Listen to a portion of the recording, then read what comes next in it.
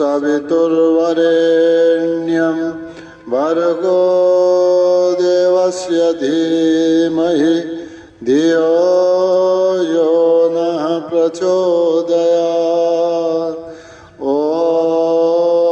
त्र्यम्बकं यजामहे सुगन्धिं पुष्टिवर्धनम् उर्वारुकमिव बन्धनान् मृत्योर्मुक्षीयमामृतात्।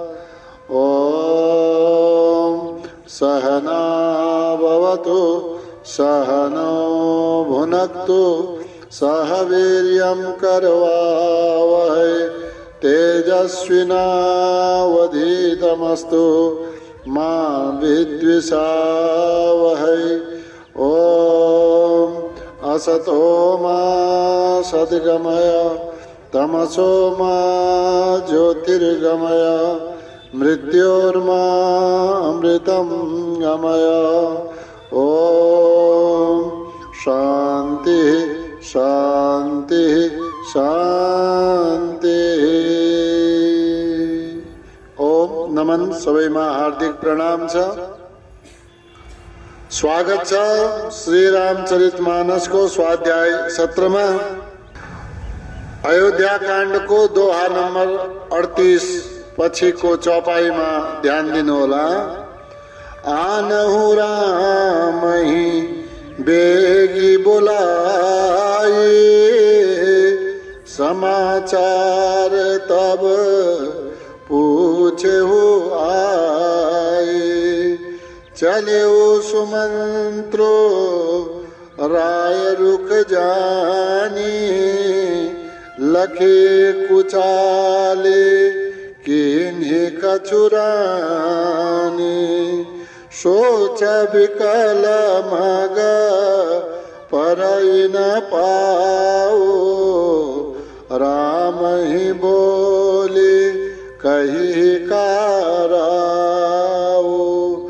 उरधर धीरजो गयउ दुआरे पूछहि सकल देखी मनु मारे।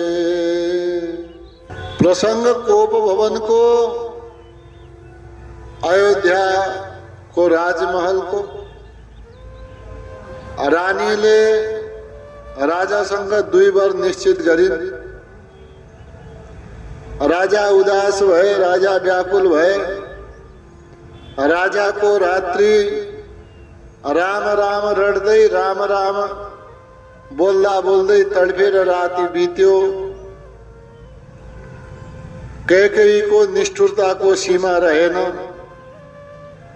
बिहान जब द्वारमा सबै पूर्वासीहरू भेला भए महाराज को दर्शन गर्न, मन्त्रीहरू भेला भए, बन्दीहरू गाउन थाले, तर आज राजा आएन। सूर्योदय भइसक्यो, राजाको दर्शन भएन। बडा चिन्ता भयो कि आज सूर्योदय हुँदाखेरि पनि राजा दर्शन दिन किन आउनु भएन। सबैले विचार गरे केही न केही कुरा भएको छ। त्यसैले कसैले भित्र गएर जानकारी लिनु पर्यो। कसरी आजको दिनको राजकाज सञ्चालन गर्ने, या हाम्रा लागि के आज्ञा छ। त यो भित्र जान को सुयोग्य भए त भनेपछि भित्र जान सुमन्त्र भन्दा बढी सुयोग्य कोही भएन। सुमन्त्र भित्र गए, देख्छन् आज त चहल पहल कहीँ कतै छैन। कसैलाई महाराज कहाँ हुनुहुन्छ भनेपछि कोही उत्तर दिँदैन। झन् डर लाग्यो, झन् भयभीत भए सुमन्त। अन्ततो गत्वा कैकेयी रानी का महल में जानुभयो। के देख्दछन् भने राजा भुइँमा पल्टेका छन्, रानी एकातिर बसिरहेकी छिन्। अनि केही सोध्ने हिम्मत भएन। जय जीव भनेर प्रणाम गरे, तर उत्तर केही पनि आएन। सोध्ने हिम्मत भएन। अनि सोध्नु के सोध्नु, स्थिति सामनेमा प्रत्यक्ष छ। केही नबोलेर पनि रानी केही बोलिन्, परी न राज ही नींद निसी। के हे सचिव, राजा रातभरि सुत्नु भएको छैन। अब किन सुत्नु भएन त्यो त मलाई थाहा भएन, त्यो त परमात्माले जानुन्। तर एउटा कुरा हो, राम राम रटि भोर किया। रातभरि राम राम रट्दा रहे। यसै प्रकारले भोर भयो। कहिन मरमु महिषु। भित्री कुरा के हो हामीलाई पनि थाहा छैन, अनि राजाले पनि हामीलाई भनेन। त यो अवस्था छ। त्यसैले अब राम राम रटेका कारणले तिमी जाऊ, रामलाई तुरन्त लिएर आऊ। त्यसपछि सोध्नु। रामले पनि सोध्छन्, कारण के हो तिमी पनि सोध्नु। अब यसो हेर्नुभयो राजातिर त राजाको पनि मनसा है, रामलाई बोलाउने रहेछ। चल्यो सुमन्त्र। सुमन्त्र जानुभयो। राय रुख जानी। राजाको भावलाई विचार गरेर सुमन्त्र रामजीलाई बोलाउन जानुभयो। बाटोमा विचार गर्छन्, केही न केही कारण त छ भाइ। एक भन्थे नि, कुछ तो दाल में काला है, कुछ तो है। लखी कुचाली किन्हीं का चुरानी। केही न केही कुचक्र चलेको छ, केही न केही कुचाल भएको छ। अब हिँड्न हिँडे त्यहाँबाट फर्के। अब फर्कने बेलामा तल फेरि ढोकामा सबै सचिवहरू भीड़ त्यहाँ जमा भएको छ। त्यही बाटो भएर जानु पर्यो अर्का महलमा। उनीहरूले सोधेपछि के जवाब दिने? सोच विकल। सोचमा ज्यादै व्याकुल भएका छन् मन्त्री सुमन्त। मग परै न पाऊ। मग माने बाटोमा, पग माने गोडा, न परै अगाडि परिरहेका छैनन्। यानी कि गोडा सरिरहेका छैनन्, अगाडि बढ्न लागिरहेका छैनन्। राम ही बोली। फेरि सोचिरहनु भएको छ, रामलाई बोलाउन म जाँदैछु। राम ही बोली।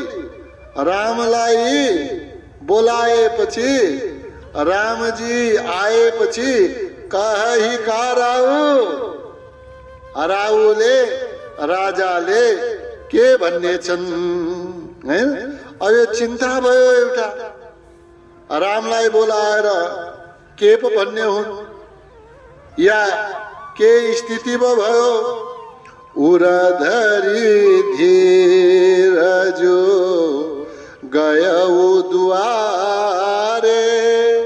एक भित्रको हालत देख्नु भयो, त्यसैले मुटु धकधक हुन थाल्यो हैन। अनि त्यसमा पनि द्वारमा सबै उभिएका छन्, उनलाई के जवाब दिने? तर पनि ठिकै छ। उरधरी धीरज, आफ्ना हृदयमा धैर्य धारण गरेर गयो दुआरे, राजद्वारसम्म जानुभयो। पूछहि सकल। के भयो सुमन्त, के भयो? के भयो मन्त्रीजी, के भयो सचिवजी, किन राजा आउनु भएन? अरे हजुर त बडा मलिन देखिनुहुन्छ, हजुरको अनुहार त बिग्रेको छ। देखि मनु मारे। सचिवको यानी कि सुमन्तको मन मरेको देखेर, अर्थात् मन उदास देखेर अरू पनि उदास भए। जो ढोकामा उभिएका थिए त उनीहरू सोध्न थाले, के भयो भन्ने भए। सोच विकल मग परै न पाऊ। राम ही बोली कही कराओ। उरधरी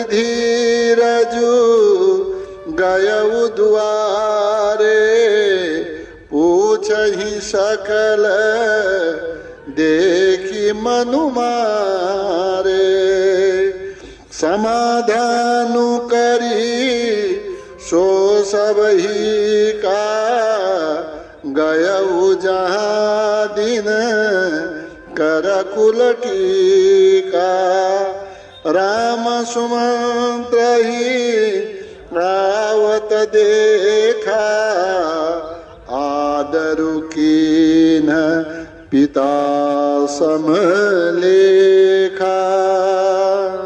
समाधानु करी ढोकामा सारा भिड लागेको छ अरु मन्त्रीहरू पनि छन् दरबारियाहरू छन् सुमन्तलाई भित्रबाट आउन लागेको देखे त अनुहार मलिन्छ के हो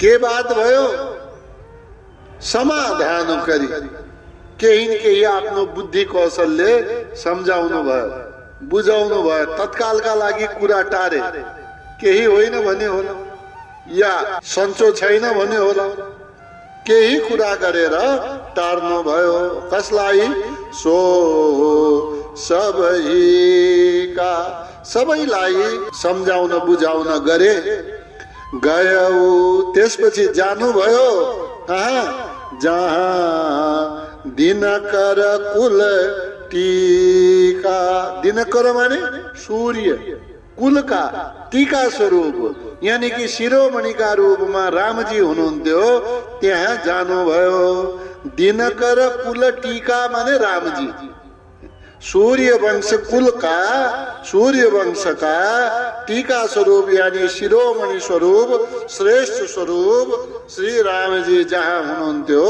वहाँ सुमंत्र जी जानुभयो राम सुमंत्र ही आवत देखा राम जी ले सुमंत्र जी लाई देख्नु भयो कि सुमंत्र जी आइरहेका छन् मेरै महलतिर आइरहेका छन् आदरु किन पिताका मित्र हुन् मन्त्री भए पनि पिताका मित्र हुन् पिता बडा आदर गर्छन् सुमंत्र जी को जसको आदर पिताजीले गर्नुहुन्छ छोराको कर्तव्य बन्छ कि त्यसको म पनि आदर गरौं पिताजीले आदर गर्ने वाला व्यक्तित्व आदरु किन पिता सम लेखा पिताई समान सम्झेर सुमंत्र जी को आदर गर्नुभयो त्यही अनुसारको स्वागत गर्नुभयो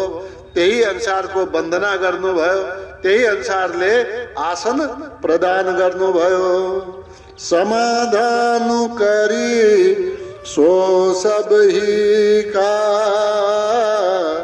गयऊ जहाँ दिन कर कुल टीका राम सुमंत्र ही आवत देखा आदरु कीन पिता समलेखा निरखी बदनु कही भूप रजाए रघुकुल दीप ही चले उलेवाए राम कुभाति सचिव संग जाही देखी लोग जहाँ तहाँ मिल खाए निरखी बदनु माने राम जी को मुखलाई हेर्नुभयो के सम्झनु भयो होला सुमंत्र जीले राम जी को मुखलाई हेरेपछि अहिले राज्याभिषेक हुनेवाला थियो जहाँनिर राज्याभिषेक हुने चर्चा हुनु पर्थ्यो उल्लास हुनु पर्थ्यो वहाँ केही न केही षड्यन्त्र भएको छ थाहा छैन राम्ररी अझ सुमंत्र जीलाई त्यहाँ केही न केही षड्यन्त्र भएको छ के पो हो के हो दैव जानु त एकदम रामजी को मुखलाई हेर्नुभयो चिन्तातुर हुनुभयो सुमंत्र जी कही भूप रजाई राजाको आज्ञालाई सुनाउनु भयो कि हे राम, तपाईले तुरन्त यसै बेलामा बेगी भनेको छ कि बेगी बोलाई तुरन्त आउनु पर्यो, नभए त के हुन्थ्यो, तयार भएर आउनु पर्थ्यो नि त। राज्याभिषेकका लागि राजसी वेशभूषामा तयार भएर आउनु पर्थ्यो। सामान्य रूपमा आफ्नो महलभित्र लगाउने वाला सामान्य वस्त्रमा रामजी हुनुहुन्छ, रामजी त्यसै वस्त्रमा हिँड्नु भयो। रघुकुल दीपहि चले लेवाई, सुमन्त्रजीले रघुकुल दीपहि, रघुकुल दीप माने रामचन्द्रजीलाई चले लेवाई लिएर जानुभयो। राम कुभाती, अब देखे बाहिर मानिसहरूले रामजीलाई लिन सचिवजी आउनुभयो, ठिक छ, सुमन्त्रजी आउनुभयो, त्यो पनि ठिक छ, तर यति चाँडै आउनुभयो, एक मानिसहरूमा शंका लाग्यो। दोस्रो, रामजीका वस्त्र साधारण वस्त्र छन्, यानी कि राजसी वस्त्र त भयो, तर राजसी वस्त्रमा पनि थाहा पाइन्छ कि पाइँदैन कि फलाना मान्छे तयार भएर निस्किएको छ कि त्यत्तिकै हिँडेको छ। साधारण मान्छेलाई पनि हामी भन्न सक्छौं यो अहिले तयार भएर निस्किएको छ। फेरि राजाको हिसाबमा, राजा हुनेवालाको त यो साधारण हिसाबमा हिँड्यो कि आफ्नो राजसी वेशभूषा तयार गरेर हिँड्यो, थाहा पाइन्छ। जनताले थाहा नपाउने कुरै भएन। सचिव संग जाए, सचिवका साथमा गइरहेका रामजीलाई देखे कसरी कुभाती। कुभातीको अर्थ भयो राम्रो वेश छैन, यानी कि राम्रो वेशले अर्थ के भयो, राजसी वेशभूषा उपयुक्त अहिलेका हिसाबले भएन। अब भन्न थाले भाइ केही न केही कुरा बिग्रियो। एक, राजा बाहिर आउनु भएन। दोस्रो, सुमन्तलाई भित्र पठाएर समाचार बुझ्न हामीले पठाएका थियौं। सुमन्त्रको मुख मलिन भयो, एकदम कुम्लाएको मुख लिएर बाहिर आउनु भयो, केही ज्यादा बोल्नु भएन। रामजीलाई लिएर आउनु भयो, रामजीलाई लिएर आउँदाखेरि पनि राजसी वेशभूषा छैन, केही त छ। देखी लोग जहाँ तहाँ बिलखाही, देखी लोग यो सब वातावरणलाई देखेर त्यहाँका पूर्ववासीहरू, अन्य मानिसहरू जहाँ तहाँ जो जहाँ हुनुहुन्थ्यो, जसले जहाँनेर देख्यो त्यही बिलखाही बिलखाई विलाप गर्न लागे, विलाप गर्न लागे। अब यहाँ जोर जोरले कराएर विलाप गरेको होइन, मनले विषाद उठ्यो, शोक उठ्यो, केही न केही कुरा गर्न लागे। आखिर किन हो यसो? निराखी बदनु कही भूपर जाई, रघुकुल दीपहि चले उलवाई। राम कुभाती सचिव संग जाही, देखी लोग जहाँ तहाँ बिलखाही। जाई दिख रघुवंश मणि, नरपति निपट कुशाजु। सहमी परेऊ लखी सिंघनी, मनहु वृद्ध गजराज। रामजी महाराज सुमंत जी का साथमा त्यस स्थानमा पुगे जहाँ राजा बस्नु भएको थियो। के देखे? जाई दिख रघुवंश मणि, रघुवंशका मणि स्वरूप रामजीले दिख देख्नु भयो। जाई त्यहाँ गएर के देख्नु भयो? नरपति निपट कुसाज। अवस्था कस्तो छ? कुसाज, एकदमै खराब अवस्थामा। निपट भन्नाले एकदमै ज्यादा खराब अवस्थामा राजा पल्टिनु भएको छ। यो त यस्तै देखियो। बुढो हात्ती कहीँनिर सिंहनीलाई देखेर एक किनारमा डराएर रहेको जस्तो सहमी पर्यो। सहमी एकदम डराएका जस्तै। लकी माने देखिए सिंहनी मनहु वृद्ध गजराज। बुढो भएको गजराज जसरी बाघिनीबाट डराएर एक किनारमा लुकिरहेको हुन्छ, त्यस्तै रानी केकैबाट डराएर ती राजा दशरथ डराएका एक किनारमा सहमी रहेका देख्नुभयो।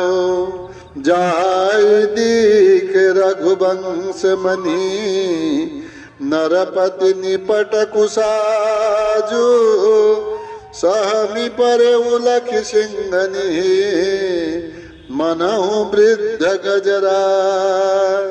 सुख ही अधर जरई सबु अंगु मनहु दीन मनि नीन भुवंगु।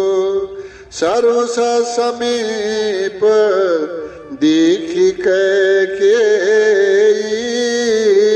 मानहु मीचु घरी गनिले।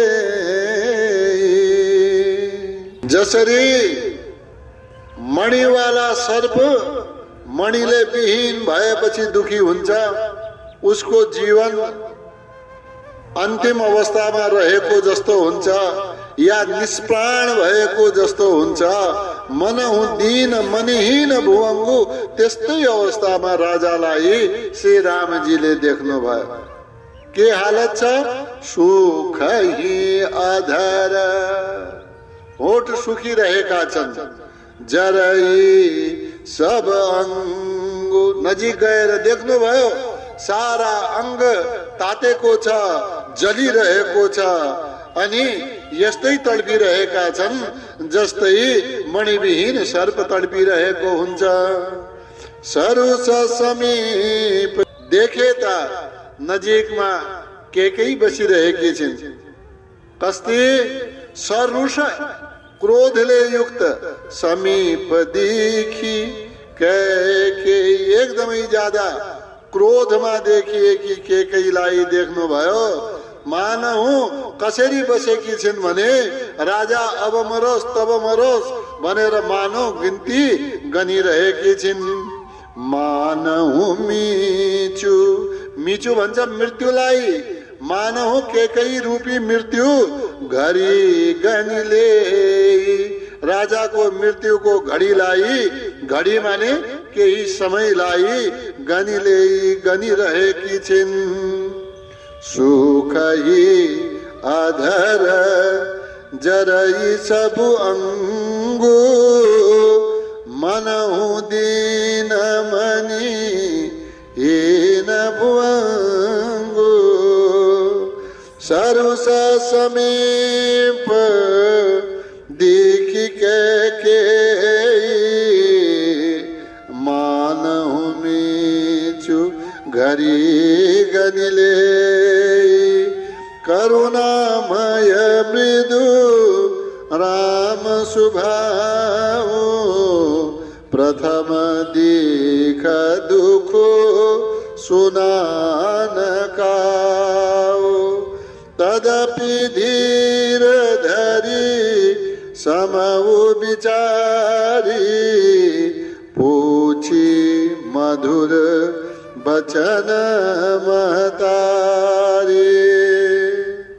राम जी करुणामय हुन्, करुणा का सागर हुन्, करुणा का घर हुन्। कहीं दुख देख्नु भएको छैन। अहिलेसम्म सुखै सुखमा पालिएका अनि स्वभाव कस्तो, कहिले यस्तो कठोर स्वभाव देखेनन्। आफ्नो घर परिवार भित्र यस्तो कहिले भएन। त्यो पनि सबैभन्दा प्रिय रानी, प्रिय माता अनि केकैका साथ सम्बन्ध अति मधुर थियो। राजाको पनि रामको पनि। रामको स्वभाव कस्तो? मृदु, करुणामय राम। मृदुमय राम, कोमल स्वभाववाला रामजी हुनुहुन्छ। अनि यस प्रकारको दुःखको वातावरण या यस प्रकारले भुइँमा पल्टिएका शोक विलाप गरिरहेका राजाको के राजमहलका भित्र यस्तो कुनै अवसर आएन, यस्तो कुनै दृश्य जीवनमा देख्नु भएन। के राजा, के प्रजा, के रानीहरू। प्रथम दिख दुख, आज जीवनमा पहिलो पटक दुख पनि यस्तो हुँदो रहेछ है, शोक यसरी गर्दा रहेछन् भनेर रामचन्द्रजीले पहिलो पटक देख्नु भयो। यस्तो हुन्छ भनेर आजसम्म सुनान काहु सुनेको पनि थिएन। दुख पनि यस्तो हुन्छ, यसरी दुखमा मान्छे पल्टिन्छ, यसरी रिसाएर एका किनारमा केही माता जस्तै बसिराख्छन्। प्रथम दिख दुख सुनान काऊ, और सुनेको थिएन। तर पनि करुणाका सागर भगवान श्री राम आफूलाई धैर्य धारण गराउनु भयो। तदपि धीर धरी समऊ विचारी, समयको विचार गर्नुभयो। पूछी मधुर वचन महतारी, पिता तडपिरहनु भएको छ, पिताको मुख सुकेको छ, शरीर जलिरहेको छ, एकातिर फुङ्कार गर्दै बसिरहेकी केही माता छन्। मातालाई सोध्नु पर्यो कि माते के भयो? पूछी रामजीले केहीलाई सोध्नु भयो। करुणामय मृदु राम स्वभाव, प्रथम देख दुख सुनान काऊ। तदपि धीर धरी समऊ विचारी, पूछी मधुर वचन महतारी। मोहि कहु मातु तात दुख कारण, करिय जतन जेहि होई निवारण। सुनहु राम सबु कारण एहु, राजहि तुम पर बहुत स्नेहु। कोप भवनमा चलिरहेको राजा दशरथ र कैकेयीका बीचका संवाद समाप्त भयो। विपत्तिलाई निम्त्याएको छ कोप भवनले। बिहान उठे, रामजी आउनुभयो सुमन्त्रजीका साथमा। जो हालत देखे रामजीलाई पनि बडा दुख लाग्यो। पिताजीको यस्तो हालत, करुणाका सागर हुनुहुन्छ, माताजीलाई सोध्नु भयो। मोहि कहु मातु तात दुख कारण। हे माता, तात दुख कारण, पिताश्रीको दुखको कारण के हो त्यो मलाई भन्नुहोस्। करिय जतन, आगे दुख त राम्रो होइन, यसरी भुइँमा पल्टेर कराइरहनु यो त राम्रो होइन। मुख सुकिरहेको छ, कसैले पानी पनि दिएन, अनि शरीर जलिरहेको छ, यो त राम्रो होइन। त हामीले त प्रयास गर्नु पर्यो। करिय जतन, के गर्नुपर्ने हो? के जतन माने प्रयत्न, के प्रयत्न गर्नुपर्छ, के कोसिस गर्नुपर्ने हो? जेहि होई निवारण, जसबाट मेरा पिताश्रीको दुखको निवारण होस् त्यो काम मैले गर्छु। भन्नुहोस् माता, पिताश्रीको दुखको कारण के हो? रानीले भन्नुभयो, सुनहु राम, हे राम सुन। यदि पिताजीको दुखको कारण जान्न चाहन्छौ भने दुखको कारण यो हो सब कारण एहु एक कारण छ दुःख के हो राजही तुम पर बहुत स्नेह हो। राजाको तिमीमाथि धेरै प्रेम छ, धेरै स्नेह भएका कारणले राजा दुखी छन्। यदि स्नेह नभएको भए राजा दुखी हुने थिएनन्। दुखी हुने कारण तिमी हौ। मोही कहु मातु तात दुख कारण करिया जतन जेहि होई निवारण। सुनहु राम सबु कारण एहु राजहि तुम पर बहुत स्नेह देन कहेनि मोहि दुई वरदाना मागे जो कछु मोहि सुहाना। सो सुनि भयउ भूपौर सोचु छाड़ी न सकहि तुमार संकोचो।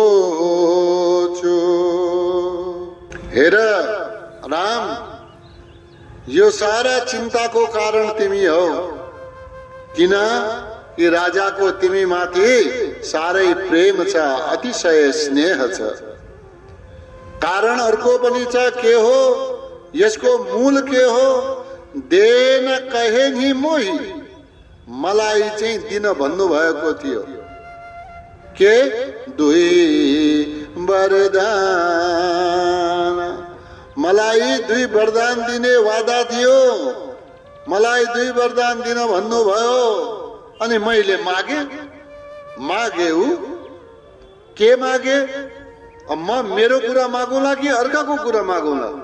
जो कछु मोही सुहाना, जो मलाई सुहायो, जो मलाई मन पर्यो, मैले ती कुरा मागे। जो कछु मोही सुहाना। अब पहिले माग भन्नुभयो, मलाई वरदान दिनुभयो, माग। मैले मलाई मन पर्ने वाला कुरा मागे।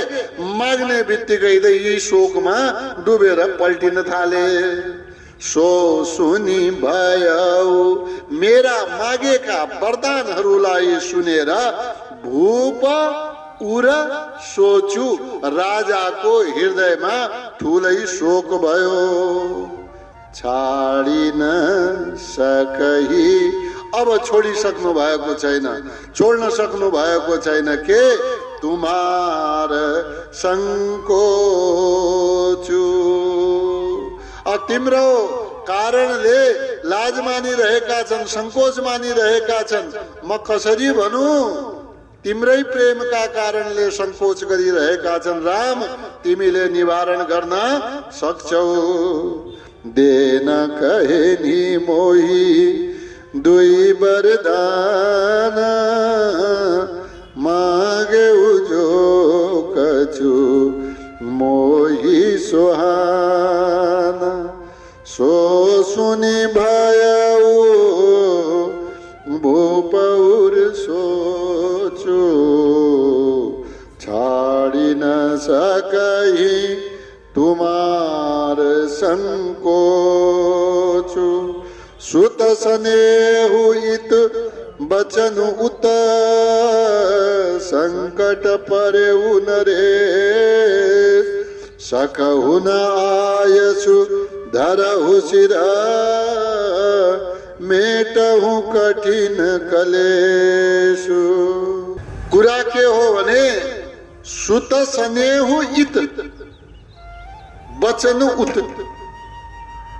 इत सुत स्नेहु, उत वचन। एकातिर वचन छ, आफूले गरेको प्रतिज्ञा छ, आफूले दिएको वरदान छ। अर्कातिर हेर्छन् त पुत्रको स्नेह छ, अर्थात् तिमी प्रतिको अतिशय माया छ। त यसै कारणले आफ्नो वचनमा तिमी आएका कारणले हे राम संकट परेउ नरेश, राजा संकटमा पर्नु भएको और सक्छौ भने सुधार समाधान गर अब सक्दैनौ भने राजा जानु या तिमी जानु सकहु त आय सुधरहु यदि सक्छौ भने आय सुधरहु पिताको आज्ञालाई शिरोपरि गर धारण गर शिरमा धारण गर शिरोपरि गर यानी कि आज्ञालाई मान अनि यो तिमीले आज्ञा मान्यौ भने के होला मेटहु कठिन कलेश राजा दुखी छन् त तिम्रा कारणले तिमीले आज्ञा मान्यौ भने राजाको दुःख हट्छ राजाले यही कारणले दुःख मानिरहेका छन् कि जो वरदान दिए रामसँग कसरी भनौं तिमीले त्यो कुरा मान त रामले मानेपछि राजाले भन्नै परेन राजाको जो वरदान दियो त्यो पनि पूरा हुन्छ रामजीलाई थाहै छैन के भयो सुत सने हुइत बचनु त संकट परेउ नरे सकहु त आयसु धरहु शिरा मेटहु कठिन कले निर्धक बैठी कहि कटुबानी सुनत कठिनता अति अकुलानी जीभ कमान बचन सरनाना मनहु महिप मृदु लक्ष्य समाना केही चिन्ता छैन सचिव चिन्तातुर छन् राम आएर दुखी भएका छन् पिताको हालत त्यस्तो देखेर को पुत्र होला जो दुखी नहोला अनि पिताको हालत जमिनमा पल्टेका छन् यो अवस्थावाला रामजीलाई देखेर पनि दशरथजीलाई देखेर पनि कैकेयीको स्थिति के छ निर्धक बैठी बिना कुनै शोक निर्धक साथमा एक ठाउँमा बसिरहनु भएको छ अनि बसी बसी कहि कटुबानी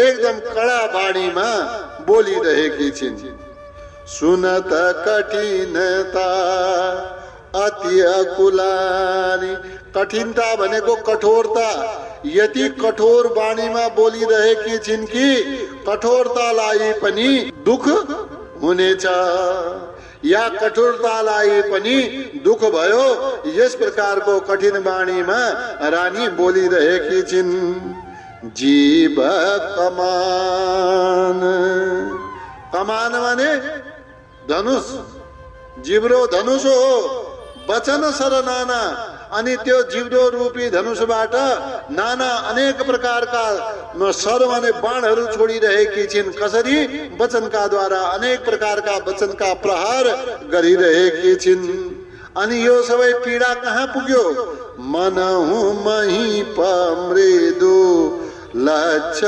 समाना सबभन्दा ज्यादा व्याकुल के भयो मनहु मानौ महिप माने राजाको मृदु कोमल लक्ष्यलाई लक्षित गरेर यो सबै प्रहार भइरहेका छन् यानी कि सबभन्दा ज्यादा दुखी त्यसबेला को भइरहेका छन् राजा दशरथ दुखी भइरहेका छन् निर्धक बैठी कहि कटुबानी सुनत कठिनता अति अकुलानी जीभ कमान बचन शरणाना मनहु महिप मृदु लक्ष्य समाना ओम द्यौ शांतिरंतरिक्षगुं शांति पृथिवी शांतिराप शांतिरोकधया शांति वनस्पतया शांतिर्विश्वे देवा शांतिर्ब्रह्म शांति सर्वगुं शान्ति शान्तिरेव शान्ति सामा शान्तिरेधि ओम शान्ति शान्ति शान्ति ओम